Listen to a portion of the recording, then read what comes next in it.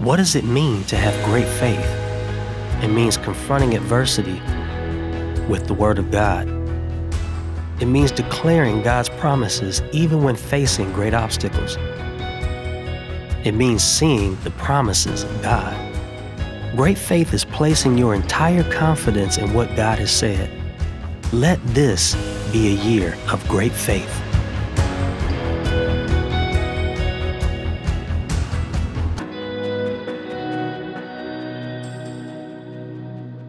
We are actually on the tail end of our series, Great Faith. For 5 weeks, pinag-usapan po natin to. Ito na po yung 6th week. And so far, if I can summarize the things that we have looked at. Kasi nga, di ba? The ancients were commended for their faith. And by faith, Abel did this. By faith, Enoch did this. By faith, Noah did this. By faith, Moses, Abraham, Sarah, and all those mighty men and women of faith. Ito yung mga ginawa nila dahil sa faith nila. Kung masummarize ko man for the past 5 weeks, isa sa mga take home ko, no, as I preach also and listen to the preaching is this, that faith moves us to action no matter the circumstance. Hindi lang siya yung wishy-washy, sentimental, belief. No, there is always action to it. Dahil naniniwala tayo, nagtitiwala tayo, nananampalataya tayo, then sumusunod tayo, may ginagawa tayo. Hindi pwedeng tatamad-tamad lang tayo at sasabihin natin na basta ako may faith kay God. Hindi pwedeng ganun. It will always move us to action. Kinda like pag-ibig. Ilan sa inyo, last Thursday, sinelebrate nyo ang pag-ibig. Naalala nyo ang mga nagmamahalan, bigas, sardinas, pamasahe, yung mga ganon. No? And ilan sa inyo nag-text na, yung mga cheesy lines. Kahit sa mga asawa nyo, bayaran mo na ang SSS at PhilHealth, bahala ako sa pag-ibig mo. Oh. Ilan sa ating mga mag-asawa, nag-exchange ng mga I love you. No? Sana nagbigay tayo ng, sana nagbigay tayo ng bulaklak. Sana kasi hindi po ako nakapagbigay ng bulaklak. Di ba? Kasi sabi nila, pag nagbigay ka raw ng bulaklak sa misis mo or sa mahal mo, hindi naman sila nai-inlove. Ang point naman, hindi sila mai-inlove sa bulaklak. Ang point naman, mai-inlove sila sa'yo, di ba? Sobra na pong inlove sa akin ni misis. Excuse po yun. Huwag niyong gayahin. Okay? Sabi ng husband, mahal din kita. Grabe. Sabi ng kanyang may bahay, minsan, wives, and men, it is not wrong for our wives, husbands, for our wives to ask for proof. Kasi yan yung sabi nung prove mo naman. Isigaw mo sa buong mundo. Di ba? Kanina nandito po ang asawa ko. Sinabi ko sa kanya, I love you. Yan. Bakit? Kasi ikaw ang mundo ko. Oh! Gano'n. Di ba? Ikaw ang mundo ko. Kasi ikaw ang aking happiness. No? Bakit? Because it's you who feels the emptiness in me. It's your smile, your face, your lips that I miss. Oh, ganon, Buti wala nagsasabi, it's your wallet that I miss. At kasi, pag sinabi mong pagmamahal, alam natin, binibigay natin ang buo ang ating sarili. Pag sinabi mong pag-ibig, sinasabi natin, hahamakin ko ang lahat para sa pag-ibig. Pero may tanong ako, pag-ibig yun, okay yun, di ba? Paano ang pananampalataya? Ganon din ba tayo ka-excited sa pag-journey natin sa faith natin? Katulad ng pag-journey natin sa pag-iibigan natin sa isa't isa? Sa iyong asawa, sa iyong girlfriend, boyfriend? Ganon din ba tayo ka-excited pagdating sa faith? Ano mga bagay na gagawin mo sa ngalan ng pananampalataya? What are the things that you are willing to do for your faith? Tinranslate ko lang po. Okay? At isa sa mga importante ding tanong, bakit nga ba faith? Why faith? Kasi pag may faith ka, masasagot ang dasal mo. Ayan, ganun ba yun? Kasi pag may faith ka, makaka-endure ka. Oh. Kasi pag may faith ka, merong mga breakthroughs. Kaya nga sa umpisa ng taon, nagkaroon tayo ng prayer and fasting and we have our faith goals. Dahil pag may faith ka, ang mga goals mo mangyayari.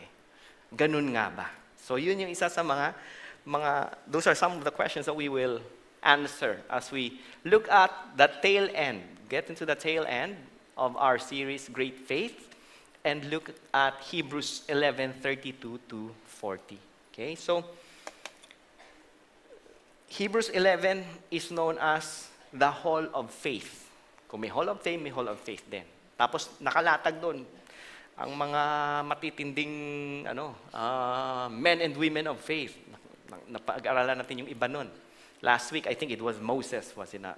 And Ray talked about and spoke about Moses, and it was great preaching as well. Pero dito sa tail end, parang sinamarize niya, sabi niya, ang dami pang hindi ko ma-mention. And he will mention some of this. Tapos, makikita natin na there are great things are going to happen if you have faith. Amen? Great things are going to happen. But that's only one side of the story or the journey of our faith. So let's look at this. Hebrews 11 verse 32. And what more shall I say? For time would fail me to tell of Gideon, Barak, Samson, Jephthah, David, Samuel, and the prophets. And alam ko yung iba sa atin, hindi tayo ganun ka-familiar dito sa lahat ng ito. Like for example, Barak. Kahit ako sino nga ba si Barak? Okay?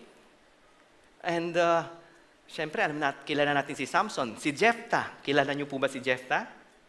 Hindi. Kilalanin niyo po. Nandun siya sa Bible. Oh, it's an excuse or a reason for you to read your Bible. Sino nga ba yan? Naintriga ko.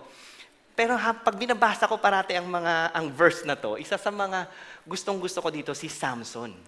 At sinasabi ko, yes, buti na lang nandito si Samson. Lahat tayo may pag-asa pa. Kasi alam naman natin ang buhay ni Samson, di ba? Di ba yung compromiser, tigas ng ulo, yung ganun. Pero nandito siya. But here's what I want us to look at. The reason why Samson is here is because he put his faith in God and he turned to God. Nagrepent po siya. Okay?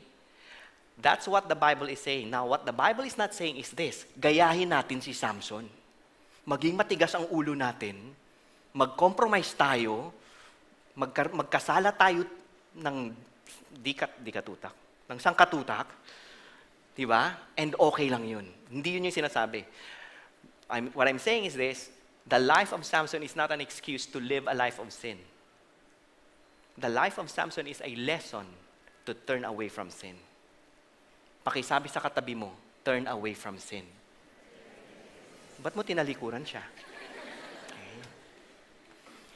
But I am so glad he's here kasi hindi pa po tapos ang lahat.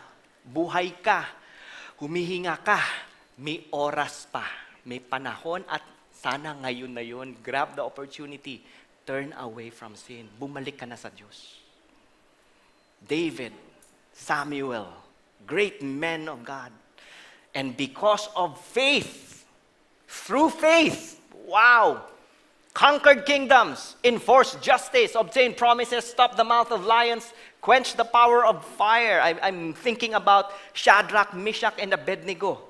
Yung gumawa si Nebuchadnezzar ng malaking ribulto, tapos sabi niya, lumuhod kayo lahat, ang hindi luluhod, susunugin. Hindi lumuhod yung tatlo. Tapos sabi ni Nebuchadnezzar, bigyan ko kayo ng isa pang pagkakataon, pag di kayo lumuhod, susunugin kayo. Ano sabi ng tatlo? Kailanman hindi kami luluhod sa anumang ribulto dahil nananampalataya kami sa totoong Diyos. At kung sunugin mo man kami sa oven na yan, wala pa kasing microwave no? Sa oven na yan, sa malaking oven na yan. Kami ay ire-rescue ng aming Diyos. And here's what they said. But even if God does not rescue us from the fire, we will still serve Him. Wow! At alam natin ang kwento kung anong nangyari. God rescued them from the fire. Hindi sila nasunog. Hindi sila amoy barbecue. Hindi sila amoy isaw. No? Escape the edge of the sword. We're made strong out of weakness. Ilan pa sa atin, minsan parang feeling natin, hindi natin kaya, pero God gives us strength. Parang si Gideon. Nung nagsabi si God, "Greetings, mighty warrior." Sabi ni Gideon, "Sino si mighty warrior?" Sabi ni God, "Ikaw yun." Sabi niya, "Hindi ako," but God strengthened him. Became mighty in war, put foreign armies to flight. Women received back their dead by resurrection. What is telling us? By faith, God is able to empower us to do great things. So faith believes that God is able to deliver us from trouble and give us the grace, the power to do great things. At sino sa atin gustong ganon? We want to have a life that is significant, a life na may ginagawa, a life na hindi lang pabanjing-banjing, but a life of greatness. Ako lang. Gumanong kayo? Lahat tayo, okay. And that's what we want. Yung alam mo, yung sa opisina mo, yung parang may papagawa sa yung project na parang feeling mo, parang hindi mo kaya, pero wow! Hindi lang na nakayanan mo, excellent pa. Pinromote ka pa. Sino yung gusto ng promotion? Yes! Yung tipong nagdi-dream kayong mag-asawa for your own home. Pero yung dinidream yung home, na parang, alam mo yung sweldo natin, parang hindi kakayanin yung pinapangarap natin, pero alam natin, galing sa Panginoon to. But you know, paano natin mapagkakasya to? We want a 18-bedroom house. Tapos, wow! God blessed you abundantly and wow! May mga napamana ka sa mga anak mo, di ba? 1 room for each kid. So, 17 yung anak nyo. Mga ganon. Gusto natin to. We want that. We want to see that. And could it be that, tanong natin kanina, why faith? Because of this? Because we're meant to do great things. We're called to do great things. Di ba sinasabi niyo yan sa mga students? Di ba? You are not just a face in the crowd. God has called you for greatness. Wow! Di ba? Ganun tayo. That's great. But there's another side to this faith journey. Another side. Here's what it says. Some were tortured, refusing to accept release, so that they might rise again to a better life. They were looking forward. Yes, we're suffering, but there's something more than this. Others suffered mocking and flogging. Ilan na sa inyo na mock sa office nyo, sa school nyo, sa family nyo? Uy, Christian. Yung magkamali ka lang, uy, ganyan bang Christian? Ganyan bang Christian? Hindi ba? Nagkamali ka. Lahat naman tayo nagkakamali, di ba? Minsan umiinit. Umiinit din bang ulo nyo? Minsan? Yes! Ang lakas nun ah. Parang kanina lang uminit ulo nyo sa parking ah. Di ba? Uminit lang yung ulo mo. Ganyan bang Christian? Ganyan bang Christian? Nagkamali ka lang. 1 + 1, 3. Ganyan bang Christian? Ganyan bang Christian? Kala ko ba perfect kayo? Yung ganon, di ba? And even chains and imprisonment. Lord, mas gusto ko yung dito. Di ba, mas gusto ko yung dito. Parang ayoko dito. Torture, chains, imprisonment. They were stoned. Natamaan ka na ba ng bato? Dati naglalaro kami nung elementary ako. May event sa school, hindi kami pumasok. Naglaro kami sa labas. Tapos may sa plaza noon, may ginagawa. So may mga bundok-bundok na mga graba and so naglaro kami yung granada.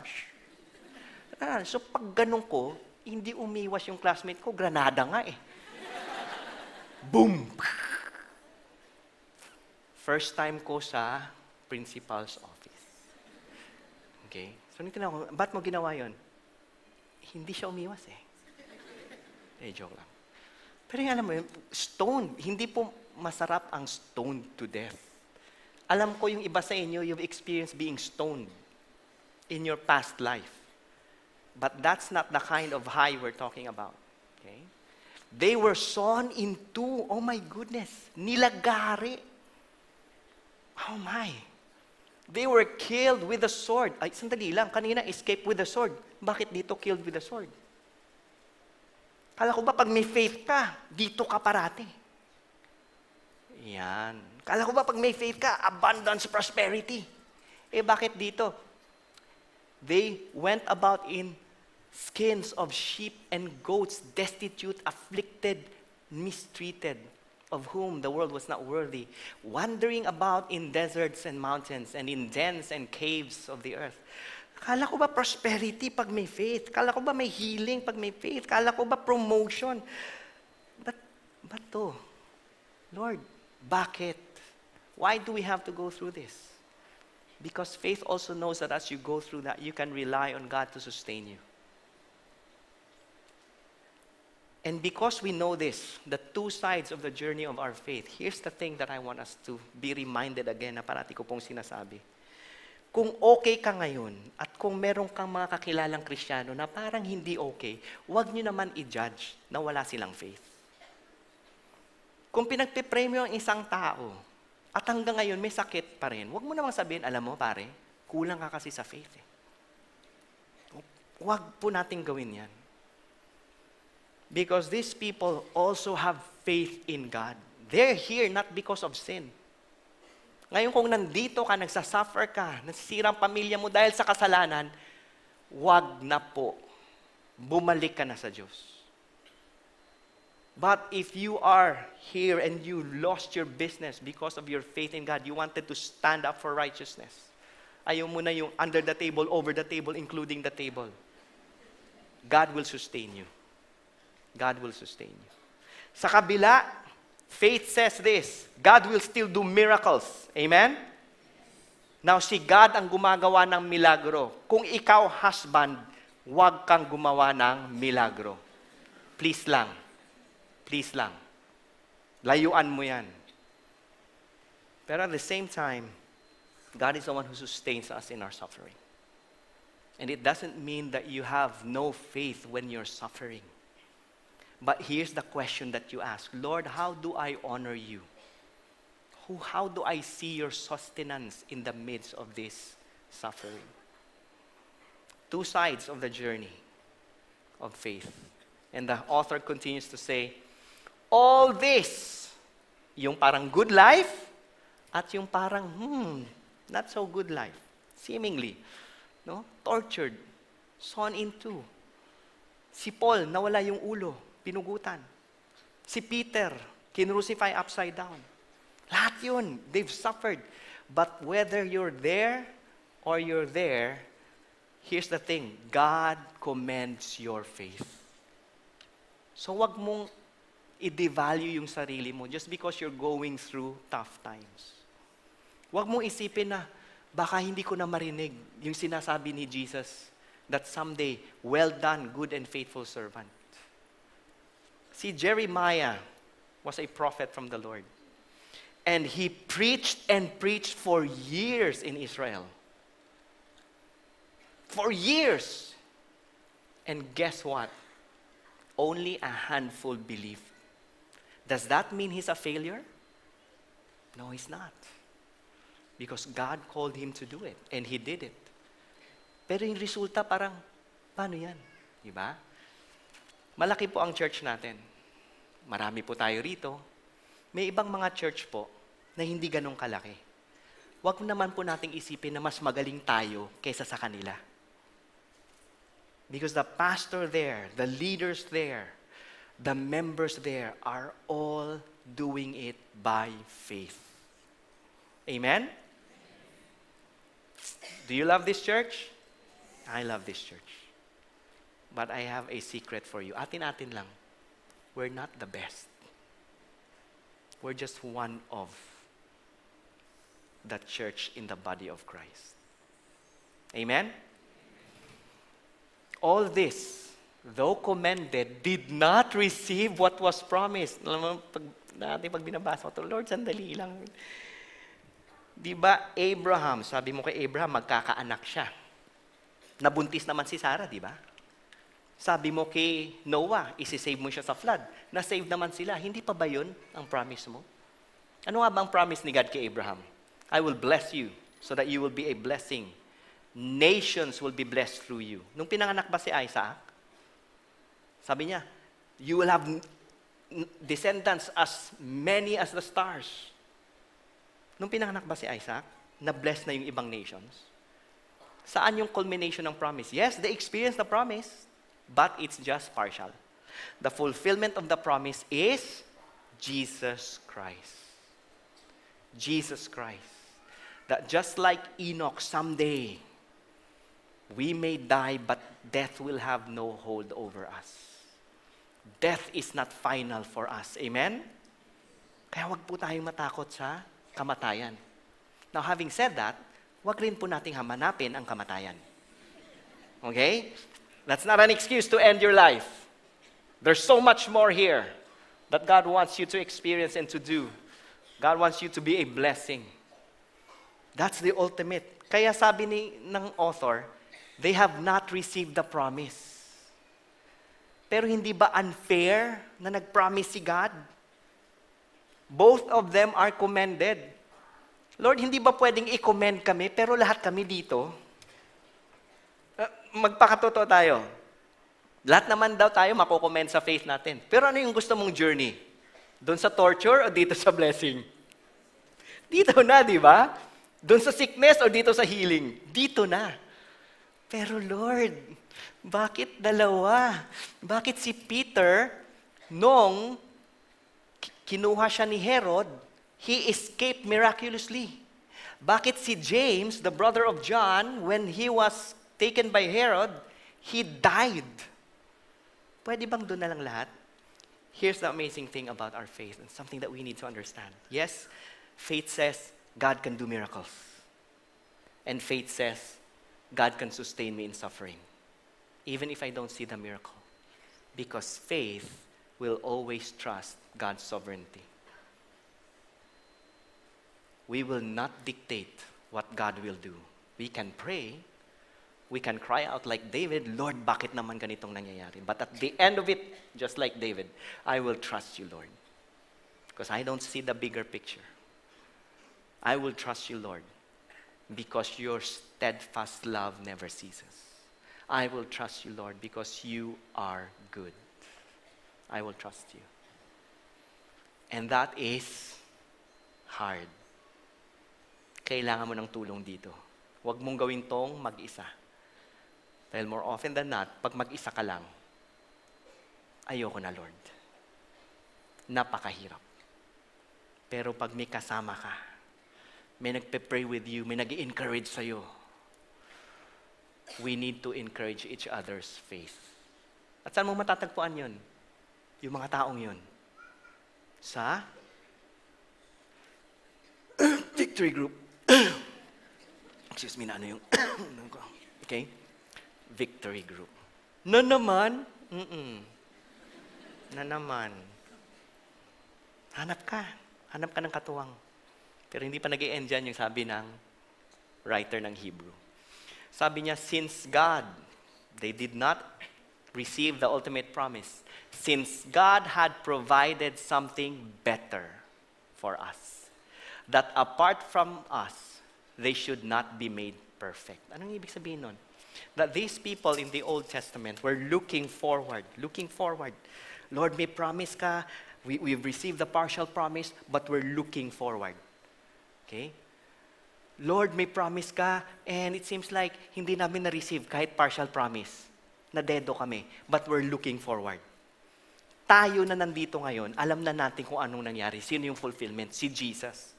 So every time there are situations in our lives, we look backwards to the faithfulness of God. To Jesus, His perfect life, His death, His resurrection. That whatever situation in your career, God, because of what Jesus did, I can be excellent and I can be promoted. In your studies, God, because of what Jesus did, I will study hard because I want to honor you. And my grades may be dead today, but just like Jesus, they can resurrect. I can do that. I can look back. But here's the thing. Sabi doon, only with us can they be made perfect. Question, perfect ka na ba? Hindi pa, di ba? Pero some of us, yung mga nanliligaw dito, nung January or no, February 14, nag-text tayo sa mga nililigaw natin, you are perfect. Huwag mong sabihin yun, baka kunin siya ni Lord. Wala pang perfect sa atin. Ibig sabihin, we may be looking back, but we're also looking forward because here's what Jesus said, I will come again.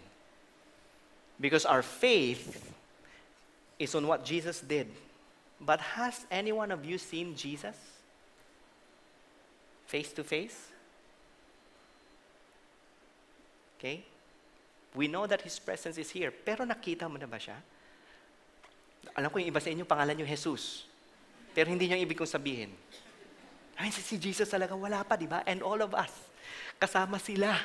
Yung mga nasa Old Testament na saints, kasama sila. We're excited that someday, we're going to see Jesus. And so whether you're in a good place or you're in a challenging place, great faith ultimately declares this. I want to live a life where God is the ultimate reward. Where God is the ultimate reward.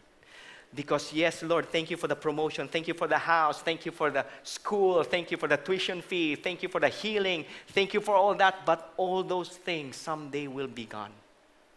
But the ultimate reward will not be gone. He will remain the same yesterday, today, and forever. And so if you're in a place of challenge and suffering and destitute, you're being mistreated, guess what? That will not be your life forever.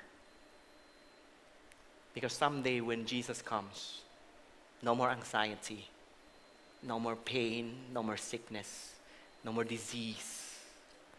He is the ultimate reward. One of our kasama, dito sa Victory Fort, she was reached out in the campus. Her name is Gia. She was reached out in the campus, and when she became a believer, giving her life to Christ, trusting in Jesus as Redeemer, Jesus being the joy of her life and her salvation, something changed in her, and naging victory group leader siya, naging sold out siya para kay God, naging music team leader siya. Now, you never know what will happen to the young people that we're reaching out to. Kaya nga importante ang ginagawa ni na Jake, ni na Raynet, ni na PJ, the campus ministry, and I thank you for those of you who are supporting them financially. God bless you. Their work will not be done without you. Okay? And not only na nag-lead siya sa music team, not only na naging victory group leader siya, meron pa rin, nagtrabaho siya dito sa Every Nation. Pero kahit nandito na siya every day, nagkaroon pa rin siya ng heart na hindi, God can still use me in other places. So, nag-join din siya ng 10 days missions trip natin. Pumunta sila sa mga creative access nations. And si Gia kasi, around 7 years ago, napaglabanan niya at napagtagumpayan ang sakit na lupus. Okay? Nauna yung bata, na-excite, hindi ko pa sinasabi kung ano. Pero last January, medyo nag-struggle siya ulit. Bumalik po ito. Nag-relapse. But here's an amazing thing about what she said about her situation. Sabi niya, pain wakes me in the morning, accompanies me through my day, and sends me to sleep at night. But even as pain holds tight, I can feel my God's embrace even tighter, sustaining every second of my struggled breath. My body has no choice but to lay still, having nothing but to ponder on God. And I'm coming to realize, in its true sense, that I need His love more than the very air I breathe. It's better than life itself. And then she quotes Psalm 23. And after that declares, I know my God who has promised is faithful, and this too shall pass. If you're going through something right now, this too shall pass. Your God is faithful. If you're sick right now, I declare complete healing upon you. In the name of Jesus. So we prayed for her. Hindi ko lang kung naalala nyo na there's this one worship service na sabi ko, pag-pray natin yung mga taong may sakit. Tapos dineclare ko yung pangalan niya because we were praying for her. The staff, her friends, her family. Praying for her. And her faith is this, I know my God who promised is faithful. This too shall pass. And last February 15, we read this from her mom. Thank you very much for all your prayers and support. Our daughter Gia has now gone to be with the Lord. She is now singing and dancing with her Heavenly Father. And when you realize, Lord, ang bata ni Gia, faithful, full of passion and the compassion for people. Passion for God. And Lord, hindi ba pwedeng in-extend mo na lang? There are times that we would think about this. Sayang ang buhay niya. Gaganunin tayo, no? But you know what? As her mother declares, no? Let's read this. I want us to realize. He said, she's talking about kung saan where's the vigil and stuff. Here's what caught my eye. As we celebrate her beautiful life. As we celebrate her life. When you live a life for the Lord, matanda ka mang mamatay, bata ka mang mamatay, it's not a waste. It's never wasted. And one of Gia's life verse, I have fought the good fight. I have finished the race. I have kept the faith. Faith takes us to action. Faith will move us. It is a fight. There is a world and an enemy, the devil, who wants to destroy your faith. And you need to fight for it. Because there will be times of greatness, of amazing things, of promotion, of healing. But if you are not fighting for your faith, those good things will become your God. And there will be times of suffering and destitute. And if you're not fighting for your faith, those bad things will turn you away from God. And I like what John Piper said. Here's what he said about our faith. When you can have it all, faith declares, God is better. Better than the promotion, better than the car, better than the girlfriend, better than your marriage, better than your kids, better than any relationship, better than the fame. And when you lose it all, faith says God is better. And I pray that as we wrap up this series about great faith, why faith? It's not because we want to have what we want. Kasi may faith goals ako kaya kailangan ko ng faith.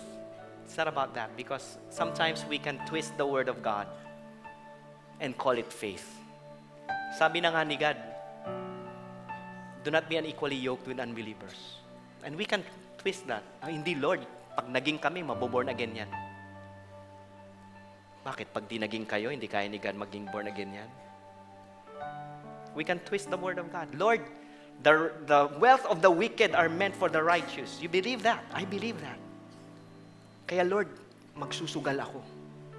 Kasi pag nanalo ako, nakuha ko yun sa mga wicked. At ang laki ng tithes ko dyan, Lord. Lord, isipin mo na lang. No? Lord, love your neighbor. Kaya nga, Lord, yung neighbor ko, mahal ko, may asawa ka na eh. Stop twisting it. Faith is not about all the good things. Why faith? Because we want to have all the good things. Why faith? Because we want to suffer. I don't want to suffer, guys. I don't want to suffer. But is it just about the enduring, the persevering? No, it's not. Because here's why we want to have faith. Because at the end of it all, faith pleases God. That's it. More than, not because of the good things, not because of the suffering. Faith pleases God. That's it. And don't be afraid to seek His pleasure, because He is a rewarder. Amen? Can we all stand? Pastor Brian said this. Faith sees that God can do anything. He can bless you, He can sustain you. But wherever you are, faith declares that you want Him more than anything.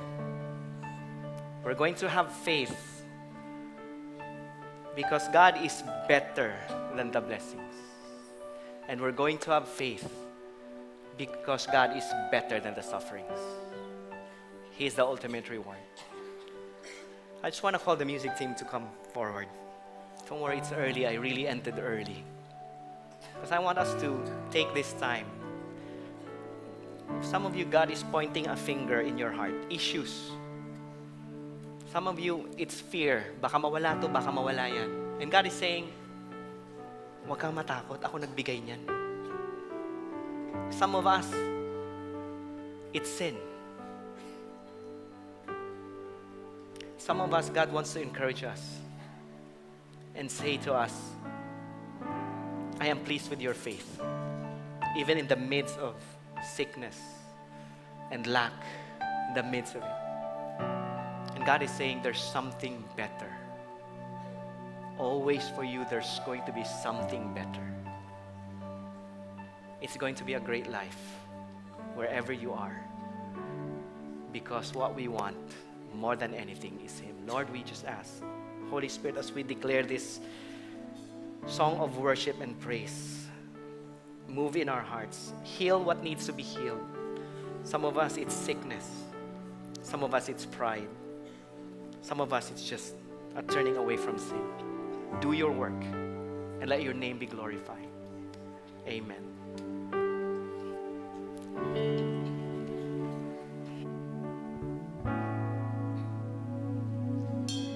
Who you are is who you are. Who you are, you always will be. Seated in the highest place, the unshakable King. When the world is shaken, when all around me falls, when this heart is breaking, there's one name I will call. I will always cry, Jesus, the greatest name I know. 'Cause you're my strong foundation, the rock I'm standing on.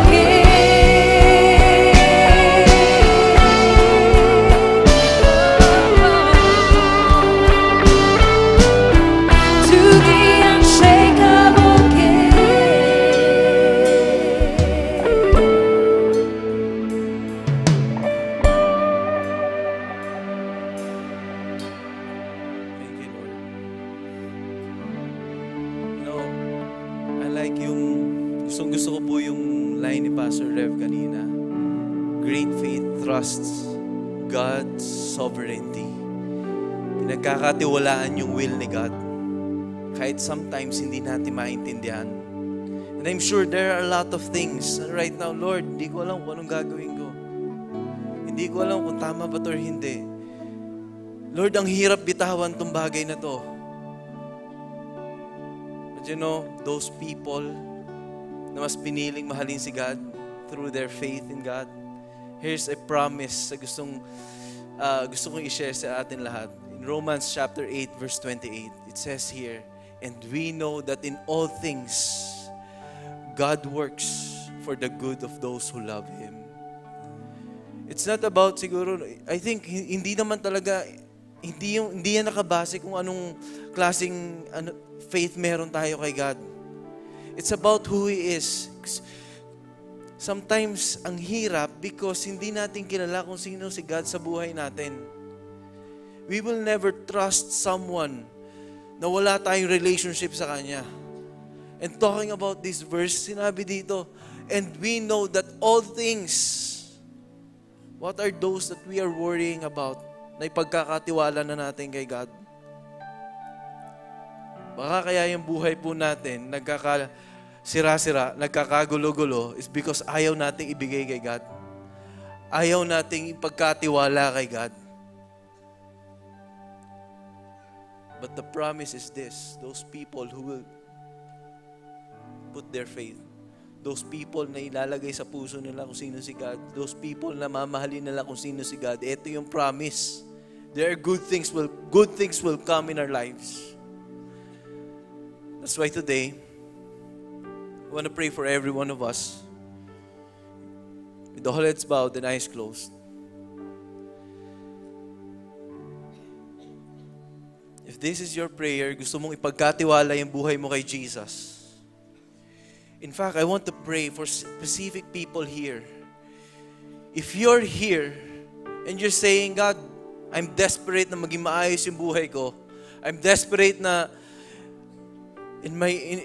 itong buhay ko magkaroon ng direksyon, maging maayos. Lord, gusto kong maramdaman yung joy na kahit naghihirap si Gia, na-enjoy niya yung buhay. If you're here and you're saying na Jesus, gusto ko ipagkatiwala yung buhay ko sa'yo.